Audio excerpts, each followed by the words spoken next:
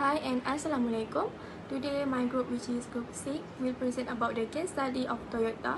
So my name is Anisa and this is my group members, which is Fatima, Faiz, Arif and also Aiman. So next, this is the topic that will be discussed. First, damage and failure at Toyota. Second, HR processes that contributed to Toyota's downfall. Third, lesson learned, and lastly, suggestion. So next, damage and failure at Toyota. The first failure at Toyota occurs when personnel fail to execute as planned. So investigators must evaluate whether the human mistake was caused by reasons outside the employee's control. For example, such external variable might include senior management action, a lack of proper knowledge or job training, erroneous process input or reward that incentivize behavior that are not in accordance with written goals. So by human mistake that result in business disaster may be the consequence of defective human resource procedures, particularly those linked to acquiring, developing, motivating, and managing workers. So the second failure at Toyota has also been identified as poor people management practices as the main cause of failure in a number of significant incidents.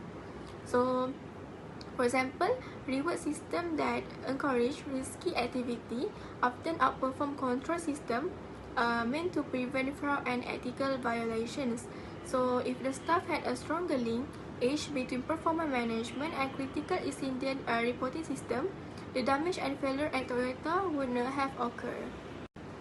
So next, the mechanical failure were known to Toyota official long before corrective action was taken, and those close to the issue believed the corporation took deliberate steps to conceal the fact and distort the scale of the problem. So the underlying issue of failing to act on this vital information in a way that is consistent with Toyota's brand is once again a real issue. So like when the organization disproportionately rewarded managers for cost cutting rather than maintaining product quality, it will create an incentive for everyone involved to disregard the facts and deny the existence of a problem. So like when employees who have been well trained and are subject to balanced incentive and performance monitoring system would not have allowed the situation to deteriorate as it has. Assalamualaikum warahmatullahi wabarakatuh. My name is Muhammad Amin Shafi, and my part is the 8 HR processes that contributed to Toyota's downfall. Okay, the first is inadequate talent management. Toyota's talent management practices have been questioned with criticism of insufficient succession planning and limited opportunities for career development. The second is centralized decision making. Toyota hierarchical decision-making structure may have hindered agility and innovation. The third is communication breakdown. Effective communication is vital for organization success, but Toyota has been criticized for having a top-down communication style that limits open dialogue and information sharing. The fourth is quality control issues. Toyota have faced quality control problems in the past, including recalls and safety concern. HR pros HR processes related to quality control, such as training, performance management, and feedback mechanism, may not have been robust enough to prevent these issues. The fifth is lack of diversity and inclusion. Toyota has been criticized for a lack of diversity and inclusion within its workforce. And the sixth is insufficient employee engagement. Employee engagement is crucial for productivity and organizational success. There have been concerns about how low employee morale at Toyota is. The seven is to resistance to change. Toyota's strong adherence to its traditional production system known as the Toyota Production System. TPS has been seen as a hindrance to adapting to new technologies and market demand. And the final one, the eighth, is lack of continuous improvement. While Toyota is known for its focus on continuous improvement through practices like Kaizen, there have been criticism that these principles have not been consistently applied throughout the organization. Right now, I also did the 8 recommendations for Toyota to prevent the same mistakes they did that made their downfall. The first is prioritize robust talent management strategies, including identifying high potential employees. The second is consider adopting a more decentralized decision-making approach. The third one is Toyota should foster a culture of open communication, encouraging employees to share ideas, concern, and feedback across all levels of organization. The fourth is prioritize quality control in its HR processes, emphasizing through thorough training programs.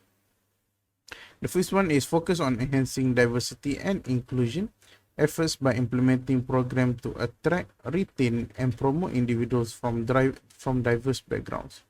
The sixth is Toyota should prioritize employee engagement initiatives such as fostering a participatory work environment, recognizing and rewarding employee contributions.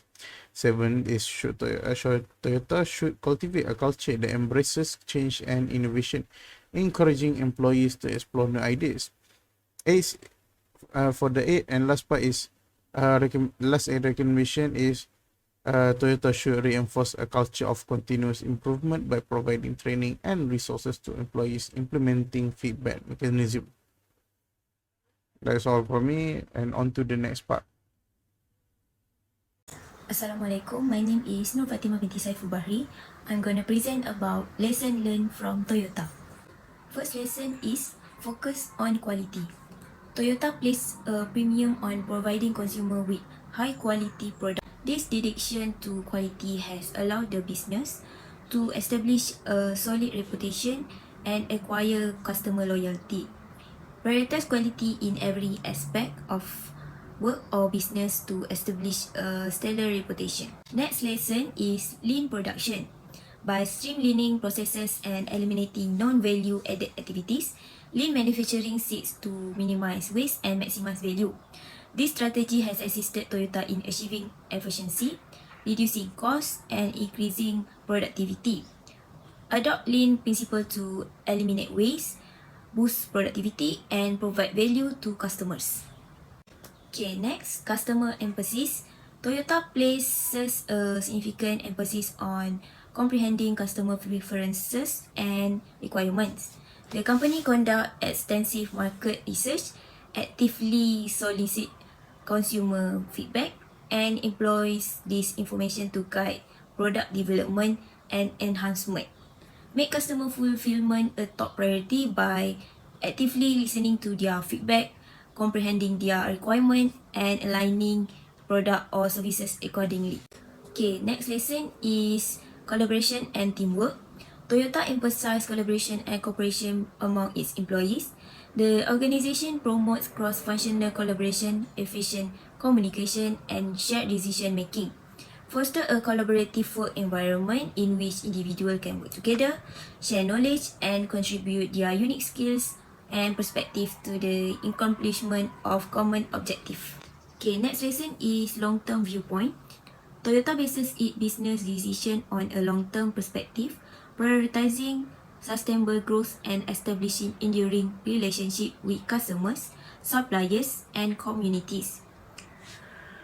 Last lesson is strong relationship with suppliers. Toyota recognizes the significance of strong suppliers relationship. The company collaborates closely with its suppliers to ensure a reliable supply chain, encourage innovation, and uphold quality standards. Assalamualaikum. On this part, me, Faiz and Arif, we will be sharing about the suggestion to improve from Toyota's failure. As an HR at Proton, based on failures at Toyota, we can suggest the 6 following points to improve the working culture at Proton. So for the first point is to regularly measure and monitor the working culture. To improve the working culture at Proton, we can implement employee surveys and feedback mechanisms to regularly assess the working culture at Proton. We can use the feedback to identify areas of improvement and track progress over time. We need to actively involve employees in the process of shaping the working culture by incorporating their input into decision-making processes. For example, conduct regular employee surveys to assess their satisfaction levels engagement, and perception of the working culture. After that, we can analyze the survey result to identify areas for improvement and develop action plan based on the feedback received. For the second point is to promote a culture of continuous improvement. As a former HR, we need to learn from their failure at Toyota by encouraging a mindset of continuous improvement at Proton. We need to create a platform for employees to contribute their ideas for process enhancement, quality improvement, and innovative solution. Also, we must implement cross-functional teams to address specific challenges and drive improvements. For example, establish a structured suggestion programs that allows employees to submit improvement ideas, recognize and reward the employees whose ideas lead to the tangible improvement such as cost saving, efficiency gains, or enhanced product quality. So for the third point is to promote work-life balance.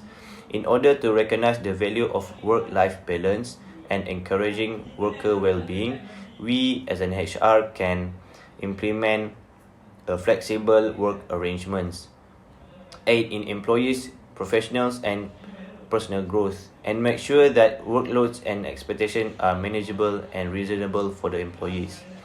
For instance, we can use this new mechanism by introduce flexible work arrangement such as telecommuting or compressed work weeks to help employees to balance their personal life and professional life. Other than that, we can conduct and offer wellness programs such as fitness classes or meditation sessions to support employees' well-being.